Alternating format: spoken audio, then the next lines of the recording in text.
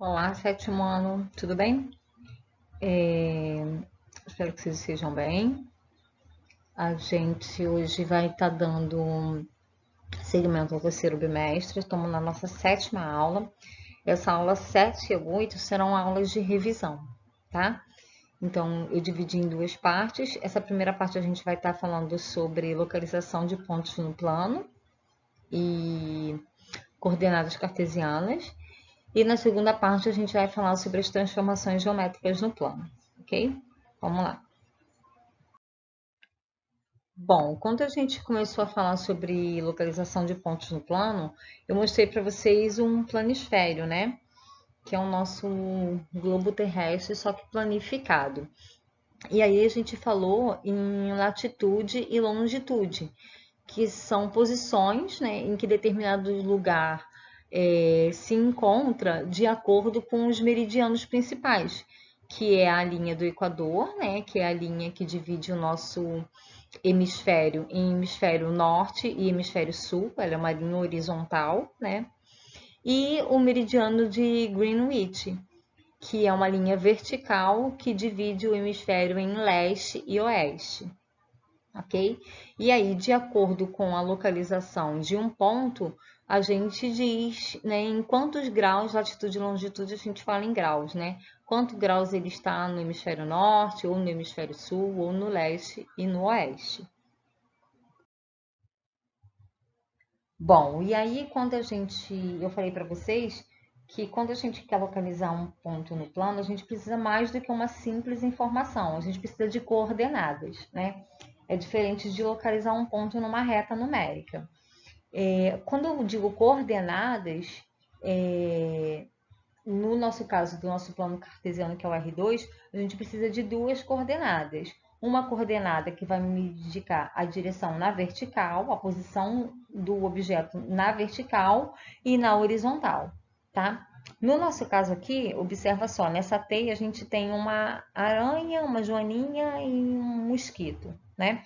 A minha aranha, ela se encontra aí, que a gente colocou um A, ela se encontra na posição em relação ao eixo horizontal, na posição 3, e em relação ao eixo vertical, na posição 5, ok? A minha joaninha aí, que a gente colocou que é o ponto B, ela se encontra na posição 6 em relação ao eixo horizontal e na posição 3 em relação ao eixo vertical.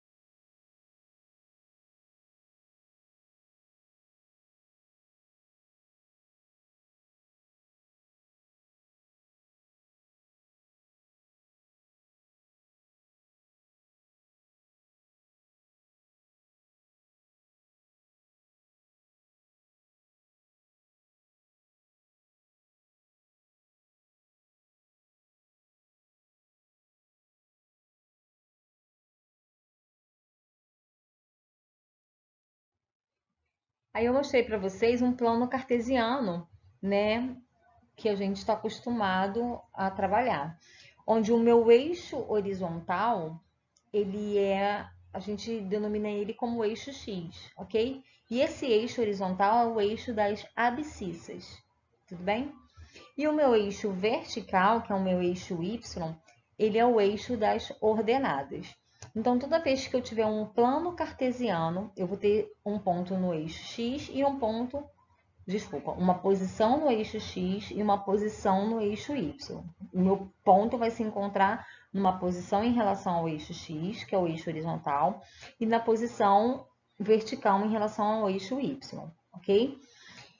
Lembrando sempre que no plano cartesiano, os meus pontos se dão sempre assim, x e y, ok? Primeiro o valor de x, depois o valor de y. Então, a gente tem como exemplo aqui o meu ponto A, né? O meu ponto A, ele se encontra na posição -6 em relação ao eixo X e 4 em relação ao eixo Y. E aí eu represento entre parênteses. O meu ponto B, ele se encontra na posição -3 em relação ao eixo X e -2 em relação ao eixo Y, ok? E os outros pontos, a mesma coisa. Bom, essa parte de localização, coordenadas cartesianas, a gente encerra por aqui.